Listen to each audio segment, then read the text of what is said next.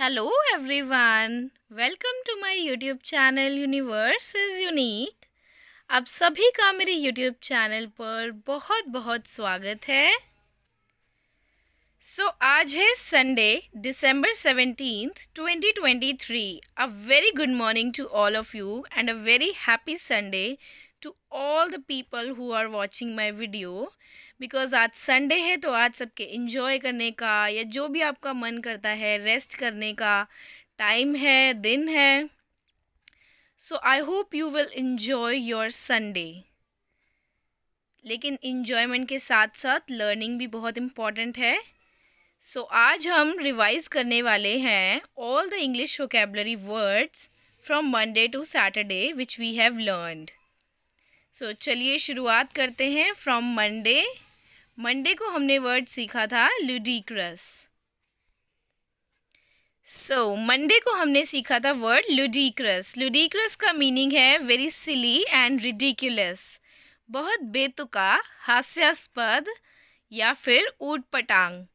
Ludicrous means completely stupid or wrong. If you describe something as ludicrous, you are emphasizing that you think it's foolish, unreasonable or unsuitable. यानी कि अगर हम किसी चीज़ को ludicrous कह के डिस्क्राइब कर रहे हैं, दैट मीन्स वो चीज़ बहुत बेतुकी है, हास्यास्पद है, फ़नी है, क्रेज़ी है और ऊट पटांग है, मतलब जिसकी कोई सेंस नहीं है, एकदम अनरीजनेबल, अनसूटेबल है। ये है ludicrous का meaning. These are the synonyms and antonyms of ludicrous and these are example sentences. Tuesday को हमने वर्ड सीखा था ऑनरस। ऑनरस का मीनिंग होता है difficult and needing a lot of effort, कठिन और प्रयत्न साध्य। Difficult to do, if you describe a task as onerous, you dislike having to do it because you find it difficult or unpleasant।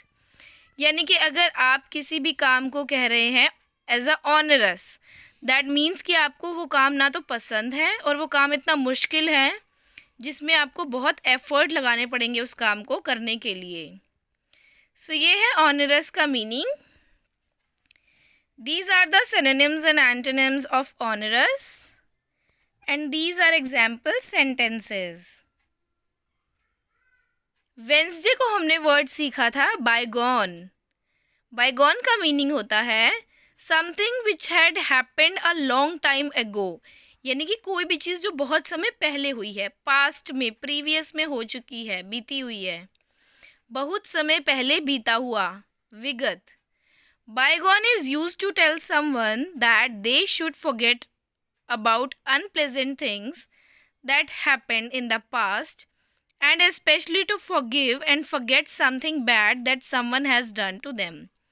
यानी कि बायगोन जो वर्ड है वो स्पेशली तब यूज़ किया जाता है, स्पेशली जब हम किसी को कहना होता है कि जो बीत गया उसको छोड़ दो। कहते हैं ना लेट बायगॉन्स बी बायगॉन्स, तो जो बीत गया उसको छोड़ दो और आगे बढ़ो, सब कुछ भूल जाओ, जो हुआ माफ़ करो, फॉरगिव करो, फॉरगेट करो और लाइफ में आगे बढ़ो। बायगॉन का मीनिंग ये होता है जो बहुत पहले चीज़ कोई भी बीती हुई हो, हैपेंड अ लॉन्ग टाइम एगो।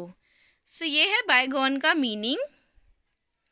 These are the synonyms and antonyms of bygone and these are example sentences. Thursday को हमने वर्ड सीखा था अजाइल। अजाइल का मीनिंग होता है able to move quickly and easily. Hindi में चपल, फुर्तीला या फुर्तीली, चुस्त।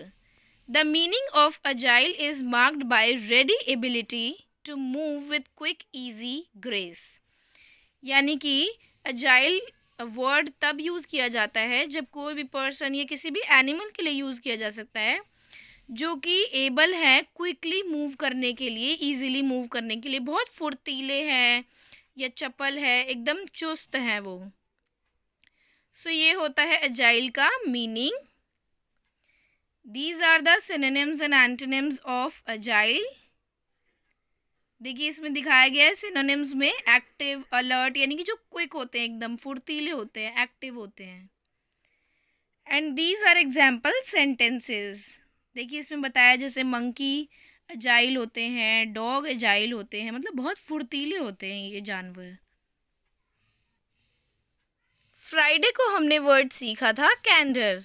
कैंडर का मीनिंग होता है the quality of being honest, saying exactly what you think.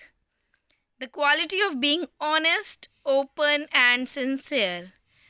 So candour किसी भी पर्सन की उस क्वालिटी को एक्सप्रेस करने के लिए वर्ड यूज़ किया जाता है जब उस पर्सन में ऑनेस्टी की, सिंसेरिटी की और ओपननेस की क्वालिटी हो। फॉर एग्ज़ाम्पल अगर कोई भी पर्सन के अंदर ये क्वालिटीज़ हैं कि वो ऑनेस्ट है, सच्चा है, ओपन है, सिंसियर है, ट्रूथफुलनेस है उसमें, स्ट्रेट फॉरवर्ड है, सो उसको हम कह सकते हैं कैंडर। हिंदी में स्पष्टवादिता, खरापन, यानी कि जिसके बोलने में, वे ऑफ टॉकिंग में स्पष्ट, क्लियर, क्लिष्ट बोलता है, वो ऑनेस्टी से बोलता है, कुछ भी झूठ नहीं होता उसकी बातों में। सो उस पर्सन की क्वालिटी को डिफाइन करने के लिए किया जाता है word use candour. These are the synonyms and antonyms of candour and these are example sentences. Saturday को हमने वर्ड सीखा था मरोज, MOROSE। मरोज का मीनिंग होता है उदास, unhappy, annoyed and unwilling to speak और smile. Very serious, unhappy and quiet, very sad और unhappy. Someone who is morose is miserable, bad tempered and not willing to talk very much to other people। सो मरोज़ का meaning, मरोज़ जो word है वो उस person के लिए use किया जाता है जो बिल्कुल अनहैप्पी है, यानी कि सैड है, एनॉयड है, परेशान है, सीरियस है और जिसका बिल्कुल अनविलिंग है किसी से भी बात करने के लिए, स्माइल करने के लिए, कि उसका बिल्कुल भी मन नहीं है किसी से भी बात करने का या हंसने का। वो क्वाइट है, बिल्कुल चुपचाप है, थोड़ा दुखी है, परेशान है, उदास है। सो उस पर्सन के लिए, मतलब इस कंडीशन को एक्सप्लेन करने के लिए वर्ड यूज़ किया जाता है मरोज। सो ये है मरोज का meaning. These are the synonyms and antonyms of morose and these are example sentences. So ये थी इन सारे वर्ड्स का एक रिविजन रिकैप वीडियो जिसमें आपको एक ओवरव्यू मिल जाए कि हमने इस पूरे वीक में क्या सीखा था।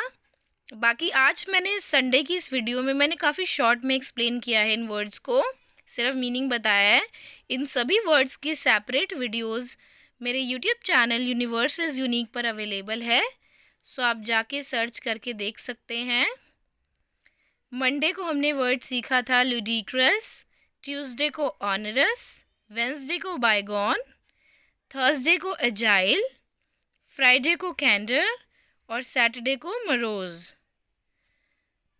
सो ये था Monday to Saturday English vocabulary words का एक revision recap video, so that आपको याद रहे कि आपने कौन से वर्ड्स सीखे थे, ताकि आगे आप इन वर्ड्स को यूज़ करें। और अगर कहीं पे भी आपको ये स्पीकिंग और राइटिंग इंग्लिश में ये वर्ड्स नज़र आएँ तो आपको इनके मीनिंग आते हों, इनके मीनिंग पता हो, क्योंकि ये वर्ड्स आपने सीखे थे।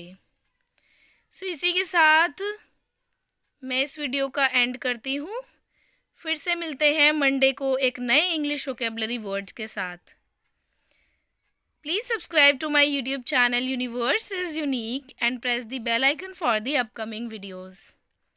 Thank you so much for watching. आपका बहुत बहुत शुक्रिया कि आप मेरी वीडियोस को देखते हैं और चैनल को सब्सक्राइब करते हैं।